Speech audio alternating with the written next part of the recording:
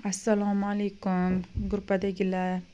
Mana yana bitta qo'l mehnatim tayyor. Buni pishiriqda kartonidan yasashga harakat qildim. Hop, ichidagi baliqlarini ham kartondan qildim, suvitlarigacha.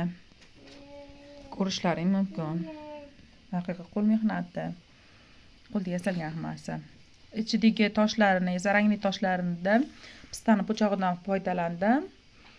Keyin bo'yab chiqdim, mana rangli qilib, rang toshga o'xshatib. Hattoki kartonni sifatli bo'lsin deb ustiga arqa fontiga ham sariq qog'oz bilan nima qilib chiqdim, yopishtirib, chiroyli qilishga harakat qildim. Hattoki mana betidagisi nima bor? Klyonka. Hali shishalik nima bor-ku, bakalashkalik klyonka. Qattiq, o'shandan foydalandim. Hali bolalar ham bog'chada ishlatilinadi buni asosan. Bolalar hali tegsa ham baliqlarni uzib olmaydi. Chunki mana qimirlaganda ham mana baliqlari hattoki to'kilib ham tushmaydi. Mana urib ham ko'rsatib beraman pastga. Bu yopish bunaqangi qilib tepasiga qadab chiqqanman simda. Bunaqa nimada bas, jilkada eshilib ketar ekan, o'shaning uchun simdan foydalandim. Sizlar ham yasab ko'ringlar. Lekin chiroyli narsa chiqadi mana.